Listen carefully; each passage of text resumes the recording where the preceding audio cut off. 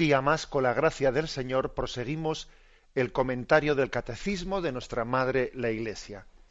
Continuamos en esta edición del Catecismo explicando pues esos nombres con los que designamos a nuestro Señor, a Jesús, el Hijo de María, el enviado del Padre. Habíamos hablado ya del nombre de Jesús y estamos dentro de la explicación del nombre de Cristo. Después también vendrá la explicación de Hijo único de Dios, Señor, pero estamos ahora en el nombre de Cristo, que decíamos que es la traducción al griego de la palabra hebrea Mesías. Mesías en hebreo, Cristo. En griego, en castellano, en español, ungido. Punto 437. Pasamos a él. El ángel anunció a los pastores el nacimiento de Jesús como el del Mesías prometido a Israel. Os ha nacido hoy en la ciudad de David un Salvador, que es el Cristo Señor. Desde el principio, Él es a quien el Padre ha santificado y enviado al mundo, concebido como santo en el seno de la Virgen María. José fue llamado por Dios para tomar consigo a María, su esposa, encinta, del que fue engendrado en ella por el Espíritu Santo, para que Jesús, llamado Cristo, nazca de la esposa de José en la descendencia mesiánica de David. Bueno, aquí, después de haber hecho el recorrido que hemos hecho antes por el Antiguo Testamento para entender cómo en el Antiguo Testamento pues se ungían a los reyes, a los profetas, también a veces a los sacerdotes, también a veces a los profetas. Bueno, ahora aquí el Catecismo nos viene a decir, mira cómo en el Nuevo Testamento a Jesús se le presentó desde el primer momento, se le presentó pues como el Mesías, el esperado. Este es el que el Padre ha santificado, este es el que el Padre ha enviado al mundo como santo, como santo. Bueno, de nuevo vuelvo un poco también a las posibles dudas. A veces también algunos comentarios que hace un servidor, pues es intentando también ver posibles dudas que puedan generar lo que estamos explicando. Aquí cuando dice el Catecismo que este es el que el Padre ha santificado y enviado al mundo, lo ha concebido como santo. Entonces, claro, uno podría interpretar mal esto y dice, ¿qué pasa? ¿Que Jesús antes no fue santo y tuvo que ser santificado? O sea, ¿cómo se entiende eso? Porque claro, si nosotros confesamos que Jesús, antes de ser concebido en las entrañas de la Virgen María, Él era Dios eterno, en el seno de la Trinidad, ¿cómo se entiende eso de que ahora de que Jesús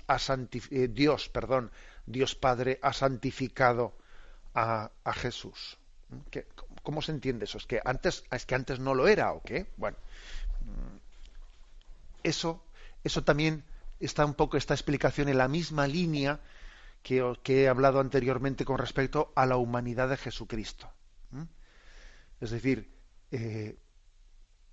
Jesús, ese que nace en el seno de María, claro, es verdad que es eterno y es desde toda la eternidad como el Padre, pero es verdad que hay algo nuevo en él, algo que comienza a ser, que es su humanidad, porque antes de la encarnación, en la encarnación, el Verbo, el Hijo del Padre, la segunda persona de la Santísima Trinidad, no era hombre, todavía no se había hecho hombre, y por lo tanto, aquí hay algo nuevo. Es verdad que nace alguien que era desde siempre, sí, pero aunque era desde siempre, asume una naturaleza humana que pasa a formar parte también de la misma persona, ¿no? Asume una naturaleza humana y entonces Dios la santifica, santifica esa naturaleza humana asumida por Jesús, la santifica, la une totalmente pues al Verbo, al Hijo de Dios, haciéndolo, es una, no son dos personas, es una sola. Y entonces ahí hay una santificación de la humanidad. Fíjate si la humanidad tendrá que ser santificada para pasar a ser Dios, para que la carne humana, nacida de la Virgen María, sea también Dios, formando parte, ¿no?, de esa misma persona que tiene condición divina. Tiene condición divina y tiene condición humana. Y por eso se dice, fue santificado. A eso se refiere. No porque fuese pecador, sino porque es elevado a la misma condición divina. Elevado a la misma condición divina. Y en ese sentido se dice es ungido. La humanidad de Jesús es ungida por el Espíritu Santo y entonces es unida, y se dice, ¿no?, en teología hay un término que es un misterio, ¿no? Bueno, un misterio que los teólogos se refieren a él para hablar de la unión tan perfecta entre la humanidad y la divinidad, y es la unión hipostática, se le llama. Bueno, una palabra un poco complicada, pero en el fondo lo que nos interesa más que la palabra es el gran misterio de cómo Dios santifica la humanidad y la une a la divinidad, ¿no? Y entonces dice, es ungido. Es ungido. Bueno, de acuerdo, este es por lo tanto, ¿no?, la forma en la que se nos presenta. Algunos textos. Tenemos el texto de, por ejemplo, Romanos 1:3. Dice antes, Pablo, siervo de Cristo Jesús, apóstol por vocación, escogido para el Evangelio de Dios, que había ya prometido por medio de sus profetas en las Escrituras, acerca de su Hijo, hijo del linaje de David, según la carne, constituido Hijo de Dios con poder, según el Espíritu de santidad, por su resurrección de entre los muertos, Jesucristo Señor nuestro. Aquí, por lo tanto, se habla de que como Jesús ha sido constituido Hijo de Dios con poder. ¿Qué pasa? ¿Que antes no lo era? Sí, claro que lo era, pero se está refiriendo a que Él ahora también en su humanidad recibe la misma condición de Hijo que antes tenía en su divinidad. Por eso se dice que ha sido constituido Hijo de Dios con poder.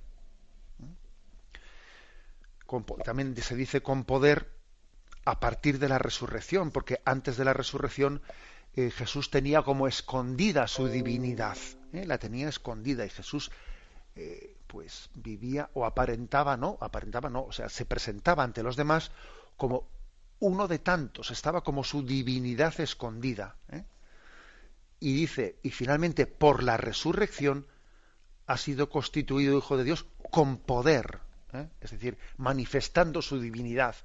A partir de la resurrección, la humanidad de Jesús es como la transfiguración, ¿no? Como que transfigura al Dios que es, al Dios que está dentro.